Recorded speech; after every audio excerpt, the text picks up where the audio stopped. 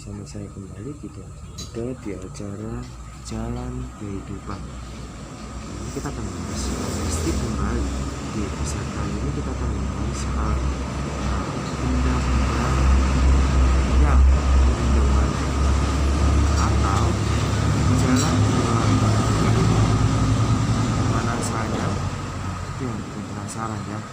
Ini saya akan berikan tips untuk kalian juga cara bagaimana agar rumah kalian yang angker ini jadi tidak angker.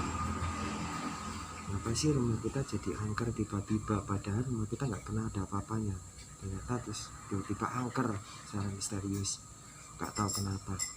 Nah, untuk kali ini saya akan bahas salah satu ini. Tetap bersama saya di Jalan Kehidupan. Jangan lupa untuk like, comment, share, dan subscribe. Terima kasih. Kita lanjut. Oke guys, balik lagi di Jalan Kehidupan. Kali ini saya sedang berada di sebuah warung kopi. Saya lihat kopi. Udaranya dingin kali ini guys. Oke, untuk sobat hijau semuanya, saya akan berbagi tips ya. Di sini saya akan berbagi tips bagaimana caranya agar rumah kita nggak angker nih secara tiba-tiba. Karena kebanyakan seseorang ini cuman banyak komentar yang masuk katanya, Ki, kenapa rumah saya tiba-tiba angker padahal rumah saya nggak pernah angker. Nah ini akan saya pastinya akan saya jawab semuanya di sini, semua pertanyaan-pertanyaan dari subscriber. Ini benda pertama adalah cermin. Kenapa bisa cermin? Karena cermin itu disinyalir tempat dimensi dunia gaib atau pintu dunia gaib. Jadi kalau mau menaruh cermin di kamar maupun di ruang tamu, kalau bisa jangan menghadap ke arah kasur, kalau bisa menghadap ke arah tembok. Jadi cermin itu pantulannya jangan ke kasur kita, itu yang menyebabkan gangguan juga sebenarnya, itu yang berbahaya. Karena makhluk gaib suka dengan seseorang yang lagi tidur, dia akan mulai berinteraksi ketika kita tidur jam 12 sampai jam 3 malam. Karena dari segi spiritual di Cina pernah mengatakan bahwa cermin adalah salah satu benda di mana yang bisa mengundang makhluk astral. Karena cermin itu kalau di Cina dulu itu pada disangka sudah ada sejak zaman dinasti Ming, sudah ada bahwa cermin itu bisa mengundang dunia lain. Bahkan ritual-ritual yang banyak digunakan di YouTube maupun di televisi biasanya cermin, karena cermin itu sangat cepat sekali mengundang. Itu akan cepat pertama. Jadi jika kalian punya cermin di dalam rumah, alangkah baiknya cermin itu diletakkan jangan di kasur, jangan dihadapkan di depan kasur, tapi kalau bisa dihadapkan di samping kasur kita. Nah itu berhadapan dengan sebelahan dengan kepala kita, itu yang penting karena itu yang mengundang makhluk gaib. Itu yang pertama guys untuk saya. Hanya untuk yang kedua, lanjut next yang kedua. Next tempat yang ketiga yaitu gudang. Kenapa saya bicara tentang gudang? Karena karena gudang itu adalah salah satu tempat di mana makhluk gaib suka sekali bersembunyi. Gudang. Kalau bisa gudang itu dikasih ventilasi udara, karena makhluk gaib itu suka dengan hawa yang pengap atau hawa yang tidak ada ventilasinya, itu sangat suka guys. Perlu diketahui lagi, gudang itu perlu diketahui bahwa gudang itu adalah salah satu pintu dunia lain terkuat nomor 3, dan itu sangat berbahaya. Kenapa rumah kita bisa angker ya? Karena gudang. Jadi kalaupun kita punya gudang di rumah, alangkah baiknya barang-barang yang tidak perlu itu dibuang atau ditata sedemikian rupa jadi terapi di dalam gudang itu, jadi tidak semrawut. Ada gudang yang sampai semrawut. Beberapa pasien saya, jadi saya pernah punya pasien yang memiliki gudang yang sangat kotor sekali sehingga akhirnya disarangi oleh genderuwo. Nah itu karena gudang itu tempatnya genderuwo, jadi kalau kita nggak tahu berbahaya, jadi sangat berbahaya sekali dan mengganggu sekali, apalagi bagi kita yang nggak pernah tahu akan gudang gitu guys. Jadi saya sarankan kalau yang punya gudang di rumah tolong diberesin, yang nggak perlu dibuang aja, jadi yang perlu aja yang ditata di situ. Karena tanpa kita sadari gudang itu menyimpan hawa mistik yang paling kuat, nomor 3 itu yang menyebabkan kita nggak betah di rumah. Kadang nggak pernah kenapa kita marah-marah, emosi, yaitu karena gudang itu guys. Jadi itu adalah ruang nomor 3 yang saya bahas, pintu dunia lain nomor 3. Selanjutnya pintu dunia lain nomor 4. Next, kita next ke ruang nomor 4 yang angker. Ruang nomor 4 yang angker yang bisa mengundang hal mistik dan bisa menjadi keluar masuknya dunia lain adalah kamar mandi atau WC. Jadi WC atau kamar mandi itu adalah salah satu tempat di mana itu adalah tempat makanannya setan. Jadi setan atau iblis atau genderuwo itu sukanya ngumpetnya di dalam WC yang sudah tidak terawat. Jadi kalau Anda di kamar mandi atau mandi, diusahakan untuk tidak lebih dari 10 menit karena itu berbahaya. Tidak boleh lebih dari 10 menit atau 15 menit itu karena berbahaya sekali, karena dimana di situ kita tidak tahu bahwa kita diintip oleh genderuwo pada saat kita mandi. Genderuwo tidak hanya laki-laki perempuan, tapi tidak hanya perempuan atau laki-laki campur, jadi ada laki ada perempuan. Jadi untuk kalian yang mempunyai kamar mandi, kalau misalnya punya anak perempuan atau saudara perempuan atau ibu, usahakan kalau ada yang namanya softtek atau pembalut harap dibuang, karena itu adalah kotoran atau darah yang menempel pada softtek tersebut, itu yang dapat mengundang sisi lain dari barang-barang mistik, yang sisi lain dari dunia mistik atau dunia gaib, itu yang dapat menarik dunia lain, itu yaitu WC dan kamar mandi. Karena kita tidak pernah tahu dan kita tidak pernah menyadari bahwa WC kita kotor atau kamar mandi kita kotor, itu bisa mengundang itu. Jadi terkadang ada yang di sekolah-sekolahan itu kadang sering kesurupan atau apa, yaitu karena kita tidak tahu sebelumnya itu apa. Jadi kalau misalnya punya anak perempuan, disarankan kalau misalnya ada softtek atau pembalut ruangan, pembalut wanita yang ada di situ, itu segera dibuang, atau pampers bayi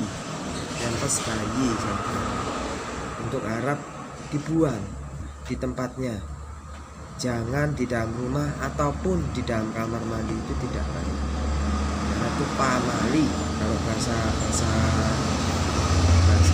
Jawa Barat itu pamali atau tidak boleh, itu dapat mengundang gaib.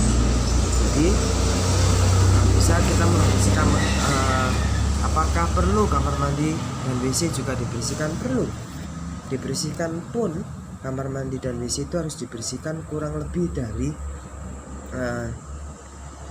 3 sampai 5 hari harus sudah dibersihkan.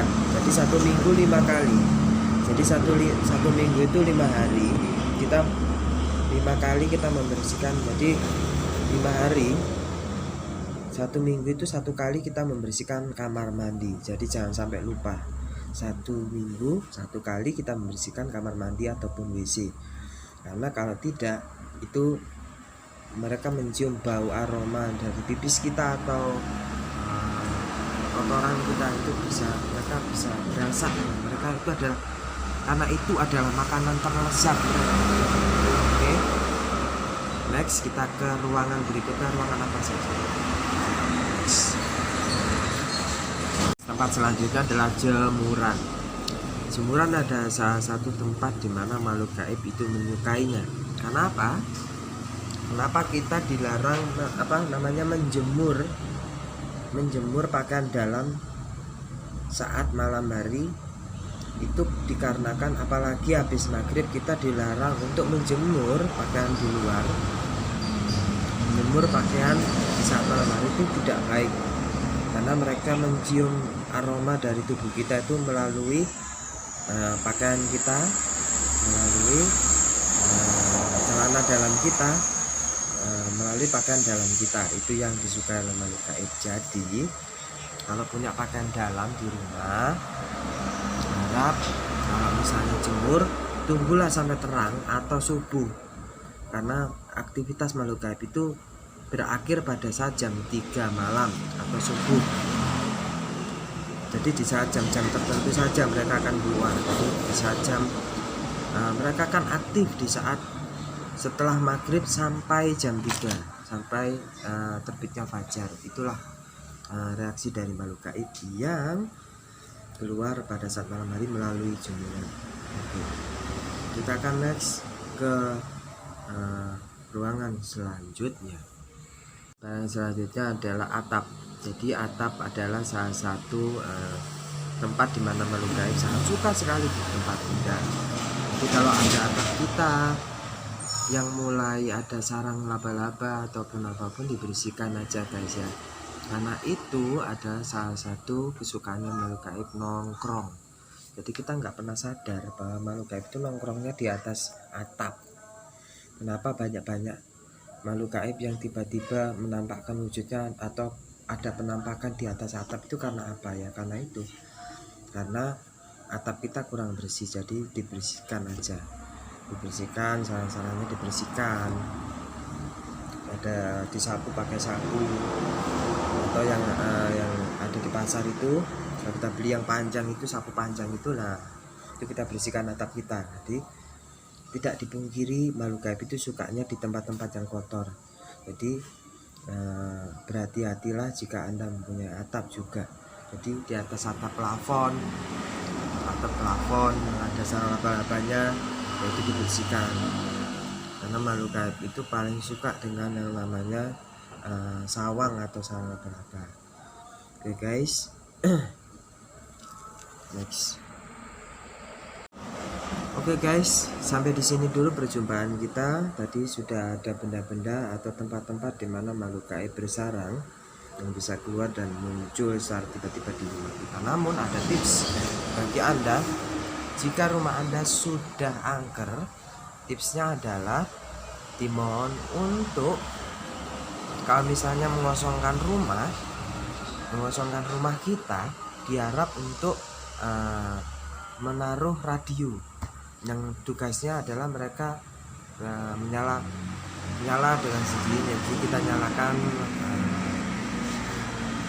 rumah kita dengan radio, sehingga itu, karena makhluk gaib itu mempunyai medan elektromagnetik sama seperti radio, TV, HP. Jadi walaupun kita nggak mendengarkan radio itu, kalau radio itu nyala, dia akan berbenturan dengan energi itu, dia akan minggat. Jadi itu adalah cara untuk mengusir makhluk halus secara alami, secara efisien dengan elektromagnetik, dengan medan elektromagnetik. Kalau kita kemana-mana, usahakan ada radio di rumah. Jadi radio itu dinyalakan, lalu kita tinggal, apalagi kita lagi berpergian pas lagi mudik, jadi harus ada radio yang menyala di dalam rumah. Karena kalau kita biarkan rumah kita kosong beberapa jam saja, itu sudah masuk makhluk gaib secara tiba-tiba. Jadi kenapa rumah kita jadi angker ya? Karena itu, karena kita sering meninggalkan rumah kita yang kita tidak pernah menyadari. Apalagi kita itu mudiknya sampai 40 hari, sampai sebulan. kita nggak tahu rumah kita ini angker apa enggak. Jadi usahakan agar ada dan alternatif. Kalaupun kita sendirian di rumah, usahakan untuk menyalakan TV, walaupun kita tidak nonton kita nyalain aja, atau radio, walaupun kita tidak mendengarkan radio itu kita nyalain aja, atau YouTube. Kita nyetel YouTube, kita tinggal di kamar mandi, atau kita tinggal ke manapun, asal nyala walaupun sedikit. Nah, itu kalaupun tokennya cukup ya. Kalau tokennya nggak cukup ya kemungkinan ya mahal bayarnya, tapi ya itulah cara menolak malu halus untuk masuk ke dalam rumah kalian. Jadi sebenarnya simpel, mudah, namun kita tidak tahu bagaimana caranya untuk menghindari malu gaib tersebut. Untuk itu guys, terima kasih untuk Anda di manapun Anda berada. Like, komen, dan subscribe, dan juga share di saya. Jadi nanti akan ada di deskripsi juga. Kalaupun nanti belum sempat menonton video ini, akan ada di deskripsi juga cara-cara menangkis malu halus. Bagaimana caranya untuk biar malu halus ini tidak bisa diubah. Itu ya. Jadi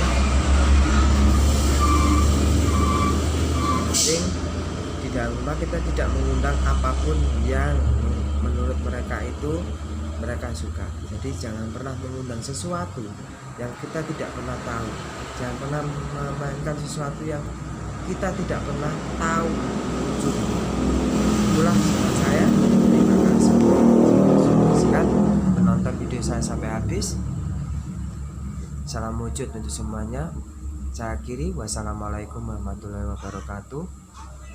Dan kita akan lanjut di episode selanjutnya di acara Jalan Kebaikan.